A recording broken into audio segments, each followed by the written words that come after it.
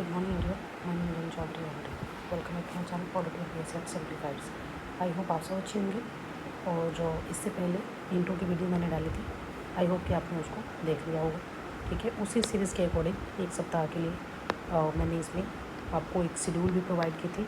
I hope कि आपने उस शेड्यूल को भी देखा होगा। 7 डेज़ में हमने कौन कौन से टॉपिक को कवर करना है, उन सारी चीज़ों को मैंने उसमें पोस्ट में प्रोवाइड किया हुआ है। मेरे चैनल के पोस्ट में जाके आप देख सकते हैं। ठीक है, तो ये लेक्चर की सीरीज़ में सबसे पहला लेक्चर हमारा है जो कि बेस्ड होगा हिस्टोरिकल बैकग्राउंड के ऊपर।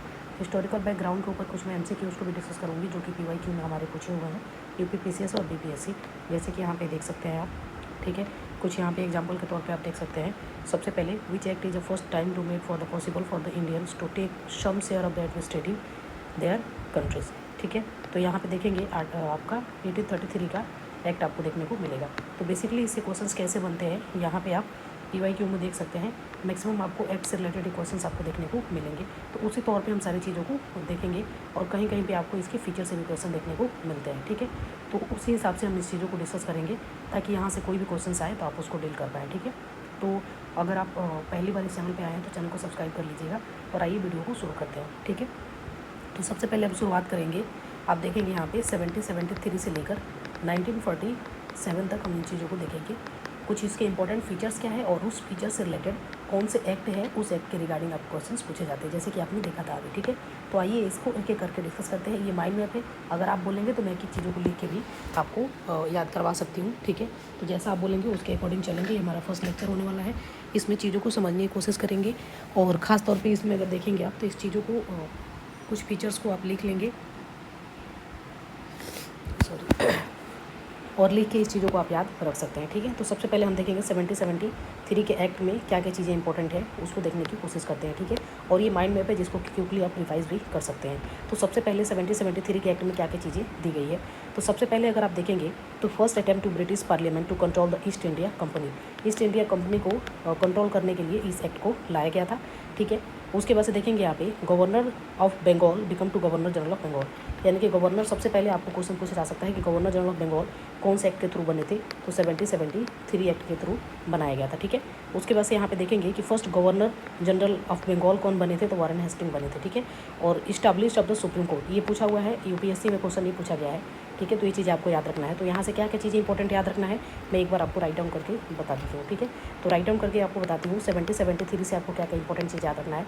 सबसे पहले सुप्रीम कोर्ट का एस्टैब्लिशमेंट किया गया था इसके द्वारा 1774 में। ठीक है, दूसरा चीज़ देखेंगे गवर्नर को गवर्नर जनरल ऑफ बंगाल बनाया गया था। ठीक है, और गवर्नर जनरल ऑफ बंगाल पहले कौन बन गए थे, तो वारेन हेस्टिंग बन रहे थे। तो ये दूसरा इंपॉर्टेंट चीज़ें हो गया। तीसरा इंपॉर्टेंट चीज़ें, ये दो इंपॉर्टेंट चीज़ें हैं जो कि आपसे मैक्सिमम टाइम पूछे गए हैं। बाकी कुछ इंपॉर्टेंट उतना चीज़ें हैं नहीं, बट आप चाहे तो इसको याद रख सकते हैं, लेकिन दो इंपॉर्टेंट चीज़ें हैं जो कि पूछी गई है। ये आप देखेंगे सुप्रीम कोर्ट का एस्टैब्लिशमेंट जो है 1774 में की गई थी। तो यहाँ पे ये UPSC का PYQ है। ठीक है, तो UPSC में क्वेश्चन पूछा गया था। अब आइए देखते हैं आगे के क्वेश्चन जो कि पिट्स इंडिया एक्ट, सॉरी, तो पिट्स इंडिया एक्ट की अगर बात करें तो 1784 में लाया गया था। और ये कुछ जो भी 1773 के एक्ट में जो कुछ त्रुटि थी, जो कि गलतियाँ थी, उसको जो है रिफॉर्म करने के लिए इस एक्ट को लाया गया था। तो इंट्रोड्यूस किया गया था यहाँ पे डुअल सिस्टम ऑफ गवर्नमेंट। तो सीधे आपसे क्वेश्चन पूछा जाएगा कि डुअल सिस्टम ऑफ गवर्नमेंट कहाँ पे लाया गया था, तो ये चीज़ आपको याद रखना है। आपका आंसर होना चाहिए 1784। ठीक है, दो चीज़ें आपको याद रखना है यहाँ पे, कोर्ट ऑफ डायरेक्टर और बोर्ड ऑफ कंट्रोल। तो दो चीज़ें यहाँ पे है, कौन कौन से, कोर्ट ऑफ डायरेक्टर और बोर्ड ऑफ कंट्रोल। तो कोर्ट ऑफ डायरेक्टर्स याद रखना है आपको, COD यहाँ पे है, कोर्ट ऑफ डायरेक्टर्स, और C से आपका कोर्ट ऑफ डायरेक्टर हो गया और C से आपका हो गया कमर्शियल फंक्शन। यानी कि कोर्ट ऑफ डायरेक्टर जो थे वो कमर्शियल फंक्शन का ध्यान दे रहे थे, और बोर्ड ऑफ कंट्रोल जो था ये किसको ध्यान दे रहे थे, तो पॉलिटिकल अफेयर्स को ध्यान दे रहे थे। ठीक है, तो ये किसके रिगार्डिंग है, तो आपको देखेंगे पिट्स इंडिया एक्ट 1784। दो चीज़ें मैंने आपको बता दी, क्या क्या चीज़ें हैं एक बार रिवाइज कर लेते हैं। 1773 में क्या क्या इंपॉर्टेंट दो चीज़ें बताई थी। गवर्नर जनरल ऑफ बंगाल बनाया गया था, पहले गवर्नर जनरल ऑफ बंगाल कौन बने थे, तो वारेन हेस्टिंग बने थे। दूसरा 1774 में सुप्रीम कोर्ट का एस्टैब्लिशमेंट किया गया था। ठीक है, तो दो चीज़ें आपको याद रखना है। 1784 में क्या क्या चीज़ें याद रखना है, तो 1784 में बोर्ड ऑफ डायरेक्टर और कोर्ट ऑफ आपको बोर्ड ऑफ कंट्रोल और कोर्ट ऑफ डायरेक्टर आपको याद रखना है। कोर्ट ऑफ डायरेक्टर कौन देखेंगे, तो कमर्शियल फंक्शन, और बोर्ड ऑफ डायरेक्टर कौन बनेंगे, तो यहाँ पे देखेंगे पॉलिटिकल अफेयर्स को ध्यान देंगे। ठीक है, तो ये चीज़ आपको याद रखना है। तो दो चीज़ें हमने देख लिया, अभी दो चीज़ें एक्ट हमने देख लिया, कौन कौन सा, तो पहला जो है रेगुलेटिंग एक्ट ऑफ 1773 और दूसरा हमने देख लिया पिट्स इंडिया एक्ट ऑफ 1784। ठीक है, अब आइए नेक्स्ट हम चीज़ों को देखते हैं। नेक्स्ट हमारा एक्ट कौन सा होने वाला है, तो नेक्स्ट एक्ट को हम देखते हैं, सॉरी, नेक्स्ट एक्ट हमारा है 1813 में क्या क्या चीज़ें दी गई है। तो 1813 से आप देखेंगे तो ज़्यादातर क्वेश्चन नहीं पूछा जाता है, 1833 से क्वेश्चन पूछा जाता है, बट इसको भी यहाँ पे हम ध्यान दे लेते हैं, देख लेते हैं कि क्या क्या चीज़ें यहाँ पे दी गई है। ठीक है, तो आइए देखते हैं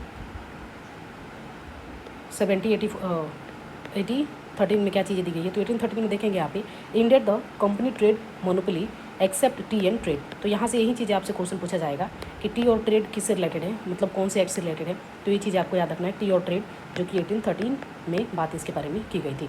अलाउड द क्रिश्चियन मिशनरीज, ये ज़्यादातर पूछा नहीं गया है, और एजुकेशन एक्सपेंडिचर ये सबसे ज़्यादा पूछा गया है, तो इसको आप याद रख सकते हैं। और इसके बाद अगर आपके पास टाइम मिले तो इसको भी आप याद रख लीजिएगा। ठीक है, तो दो तीन चीज़ें इसे याद रखना है।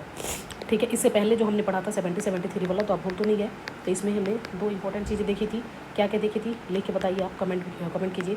84 में क्या क्या चीज़ें देखी थी हमने, उसको भी आप कमेंट कीजिए। और यहाँ पे 1813 में क्या क्या चीज़ें अभी हमने देखे और क्या क्या चीज़ें इंपॉर्टेंट है, इसको भी कमेंट कीजिए। ठीक है, उसके बाद से देखते हैं चार्टर्ड एक्ट ऑफ 1833, जो कि यूपीएससी में बहुत बार क्वेश्चन पूछा गया है और मैक्सिमम टाइम क्वेश्चन इससे ही बनने के चांसेस रहती है। तो आइए देखते हैं 1813 के बारे में।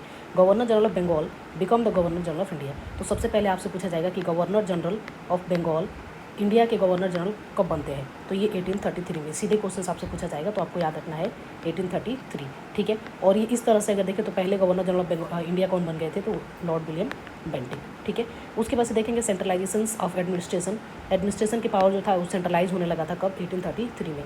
तो बोला जाएगा सेंट्रलाइजेशन ऑफ पावर का कब हुआ था, तो यहाँ पर देखेंगे 1833 में। ठीक है, उसके बाद से company commercial activities India, commercial activities कहाँ पे आया था, तो कमर्शियल एक्टिविटीज़ आपने देखा था कब आया था, तो 1784 में। ठीक है, और इसको इंड कहाँ पे कर दिया गया था, तो 1833 में इसको क्या कर दिया गया था, इंड कर दिया गया था। ठीक है, तो ये चीज़ें आपको याद रखना है। ठीक है, तो अभी तक हमने क्या क्या देख लिया, 73 हमने देख लिए, उसके बाद से 84 हमने देख लिया, फिर 1813 देख लिया, और फिर 1833 देख लिया। क्या इसके फीचर्स आपको याद आ रहे हैं? अगर नहीं आ रहे हैं तो एक बार आप नोट डाउन कीजिए इसको, और फिर इसको अभी याद करने की कोशिश कीजिए। ठीक है, और हो सके तो कमेंट में भी इसको एक बार टाइप कर दीजिए। ठीक है, उसके बाद से अब चलिए देखते हैं हम 1853 की एक्ट को।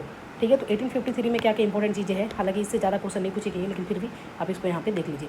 Separated the legislative from the executive, ठीक है, और functions of the governor general council. तो ये क्वेश्चंस मतलब कभी कभार पूछा गया है, तो इसको आप याद रख सकते हैं। Introduce the open competitions to civil services, ये भी क्वेश्चन पूछा गया है। Laid foundation from the modern civil services, तो यहाँ पे इससे रिलेटेड मतलब पॉइंट 2 से रिलेटेड ये भी पॉइंट है। तो तीन चीज़ें इससे भी आप याद रख सकते हैं। ठीक है, उसके बाद से आते हैं गवर्नमेंट ऑफ इंडिया एक्ट 1858। ठीक है, 1858। तो 1858 में क्या क्या चीज़ें इंपॉर्टेंट है, इसको देखते हैं। आफ्टर रिवोल्ट ऑफ 1857, जैसे कि आपको पता है कि 1857 में जो रिवोल्ट हुआ था, ठीक है, इसके बाद जो है 1858 का एक्ट आता है, और यहाँ पे कंपनी रूल को क्या कर दिया जाता है, कंपनी रूल को क्या यहाँ पे कर दिया जाता है, तो इंड कर दिया गया। कंपनी रूल को क्या कर दिया गया, यहाँ पे इंड कर दिया गया। दूसरा फीचर इसका क्या है, तो ब्रिटिश क्राउन, यहाँ पे देखेंगे कि ब्रिटिश क्राउन कब कौन से एक्ट में लाया गया था, तो यहाँ पे देखेंगे 1858 का। Secretary of state of India with the council of India, ठीक है, यहाँ पे बन गए थे। और governor general become the viceroy, ठीक है, गवर्नर जनरल जो थे बिकम वाइसरॉय हो गए थे यहाँ पे। तो फर्स्ट वाइसरॉय ऑफ इंडिया कौन बने, तो लॉर्ड कैनिंग। अच्छा, अभी इसकी क्रोनोलॉजी को एक बार मैं आपको बता दूँ कि इसकी क्रोनोलॉजी में क्या क्या इंपॉर्टेंट है। सबसे पहले आप देखेंगे कि गवर्नर ऑफ बंगाल, तो गवर्नर ऑफ बंगाल कौन थे, तो लॉर्ड क्लाइव थे। ठीक है, फिर गवर्नर जनरल ऑफ बंगाल पहले कौन बने, तो वारेन हेस्टिंग बने। फिर गवर्नर जनरल ऑफ इंडिया कौन बने, तो ये देखेंगे आपके विलियम बेंटिक बने। और फिर यहाँ पे वाइसरॉय ऑफ इंडिया कौन बने, तो वाइसरॉय ऑफ इंडिया देखेंगे आप कैनिंग बने। कब बने, तो 1858 में बने। ठीक है, तो ये क्रोनोलॉजी को आप ध्यान रखिएगा, क्योंकि यहाँ से ही क्वेश्चन मैक्सिमम पूछे जाते हैं। ठीक है, तो अभी तक हमने क्या क्या देख लिया, 7073, 7084, उसके बाद से 1813, फिर 1833, और फिर 1853, और उसके बाद से 1858।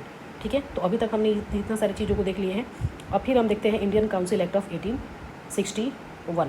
ठीक है, 1861 इंडियन काउंसिल एक्ट। यहाँ पे क्या चीज़ बात की गई है, तो India could be associated with the legislative council. Indian को किससे एसोसिएट होना चाहिए, तो लेजिस्लेटिव काउंसिल से यहाँ पे बात की गई थी। एक्सपेंशन ऑफ लेजिस्लेटिव काउंसिल, यहाँ पे किसके बारे में बात की गई थी, तो लेजिस्लेटिव काउंसिल की जो स्ट्रेंथ थी, इसके एक्सपांसन के बारे में बात की गई थी। बिगिनिंग ऑफ डिसेंट्रलाइजेशन, सेंट्रलाइजेशन पहले हुआ, फिर उसके बाद से यहाँ से डिसेंट्रलाइजेशन शुरू हो जाती है। Recognition of the portfolio system, ये सबसे बहुत बार क्वेश्चन पूछा गया। पोर्टफोलियो किससे रिलेटेड है, तो 1861 की एक्ट से रिलेटेड है। उसके बाद से Indian council act of 1892। Indian council act 1892 में क्या क्या बना था, तो further expansion of legislative council, यानी कि लेजिस्लेटिव काउंसिल की एक्सपांसन की बात 1861 में भी की गई थी, और उसके बाद 1892 में अगर देखें तो 1892 में इसके फर्दर एक्सपांसन्स की बात की गई थी। इंट्रोड्यूस इनडायरेक्ट इलेक्शंस और रिप्रेजेंटेशंस और member could be discuss the budget. यहाँ पे सबसे इंपॉर्टेंट चीज़ें हैं बजट, यानी कि दो इंपॉर्टेंट कीवर्ड्स हैं। अगर देखेंगे पोर्टफोलियो, तो पोर्टफोलियो से आपको क्या याद रखना है, पोर्टफोलियो से आपको याद रखना है 1861, ठीक है। और 1892 की अगर बात किया जाएगा तो 1892 में आपको क्या याद रखना है, बजट याद रखना है, ठीक है। तो ये कुछ इंपॉर्टेंट कीवर्ड्स है जहाँ से आप इस चीज़ों को याद रख सकते हैं। अगर क्वेश्चन इससे पूछा जाए तो आप इसके आंसर को टिक कर सकते हैं, ठीक है। अब आइए देखते हैं नेक्स्ट क्वेश्चंस।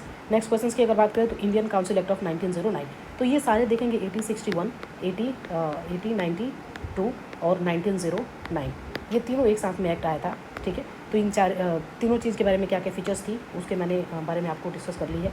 अब देखते हैं 1909, सबसे ज़्यादा बार क्वेश्चन से इससे पूछा जाता है 1909 से, ठीक है, क्योंकि मोंटेगू चेम्सफोर्ड रिफॉर्म्स और मॉडले मिंटो रिफॉर्म्स इसमें कंफ्यूज करने की कोशिश की जाती है, ठीक है। तो यहाँ पे देखेंगे separate electorate for the Muslim, पहली बार separate electorate for the Muslim की बात यहाँ पे की गई थी, और यहाँ पे भी एक्सपांसन ऑफ काउंसिल के बारे में बात की गई थी।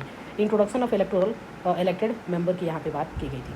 उसके बाद से देखेंगे गवर्नमेंट ऑफ इंडिया एक्ट 1990, जिसको हम मोंटेगू चेम्सफोर्ड रिफॉर्म्स के नाम से भी जानते हैं। यहाँ पे सबसे इंपॉर्टेंट कीवर्ड्स जो है ये है डायरकी, और इसी डायरकी को हटा के जो है प्रोविंशियल ऑटोनॉमी की बात की जाएगी किसमें, तो आप देखेंगे 1935 के एक्ट में, ठीक है। तो आइए देखते हैं 1919 का एक्ट क्या इंपॉर्टेंट चीज़ें इसमें दी गई है। सबसे पहले dyarchy introduce in the province, subjected divided into, पहला रिजर्व और दूसरा ट्रांसपोर्ट सब्जेक्ट। रिजर्व सब्जेक्ट जो है किसके द्वारा गवर्न किया जाएगा, तो गवर्नर के द्वारा, और ट्रांसपोर्ट सब्जेक्ट जो है मिनिस्टर के द्वारा गवर्न किए जाएंगे। Bicameralism in the some provinces, expansion of franchise की बात की गई थी यहाँ पे, और establishment of the public service commission, ठीक है। अब आइए देखते हैं कुछ जो भी 1919 के एक्ट थे इसको बदल के 1935 में चेंज करके कुछ इंपॉर्टेंट चीज़ें यहाँ पे लाई गई थी, जिसमें कि देखेंगे आप तो गवर्नमेंट ऑफ इंडिया एक्ट में सबसे पहले all India federations never implemented, all India federation को लाया गया था। फिर प्रोविंशियल ऑटोनॉमी को लाया गया था, जो कि डायरकी की जगह पे लाया गया था। डायरकी अबॉलिश कर दिया गया था प्रोविंस में और इंट्रोड्यूस किया गया था सेंटर में, ठीक है। उसके बाद से 3 लिस्ट यहाँ पे आए थे, प्रोविंशियल, फेडरल और कंकरेंट लिस्ट, ठीक है, जो कि 7 शेड्यूल में दी गई है। फेडरल कोर्ट का एस्टैब्लिशमेंट किया गया था और एक्सटेंड किया गया था किसको, फ्रेंचाइजी को, और many provision borrowed from the Indian constitutions, ठीक है। यहाँ पे सबसे ज़्यादा आप देखेंगे कि इंडियन कॉन्स्टिट्यूशन में जो भी फीचर्स ली गई हैं सबसे ज़्यादा फीचर्स हमें 1935 के एक्ट से ही हमने ले रखी है, ठीक है। कुछ इंपॉर्टेंट चीज़ें यहाँ पे आपको देखने को मिल जाएगा। इंपॉर्टेंट डिस्टिंक्शन की अगर बात करें, जैसे मैंने आपको बताई थी, तो गवर्नर जनरल ऑफ बंगाल की बात करें तो वारेन हेस्टिंग जो कि 1773 में बने थे। गवर्नर जनरल ऑफ इंडिया जो कि विलियम बेंटिक बने थे 1833 में। वाइसरॉय ऑफ इंडिया 1858 में। सेपरेट इलेक्टोरेट की बात की गई थी 1909 में। डायरकी की बात की गई थी 1919 में, और यहाँ पे देखेंगे डायरकी एबॉलिश कर दिया गया था 1935 के एक्ट में। उसके बाद से यहाँ पे देखेंगे मेनी फीचर्स यहाँ से जो है 1935 के एक्ट से लाया गया था, ठीक है।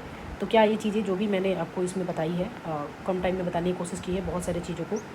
एक्चुअली हाँ, यहाँ पे 1947 में क्या क्या इंपॉर्टेंट चीज़ें था, खासतौर पे यहाँ से उतना ज़्यादा क्वेश्चन नहीं पूछा जाता है, बट चाहे तो इसको भी आप देख सकते हैं।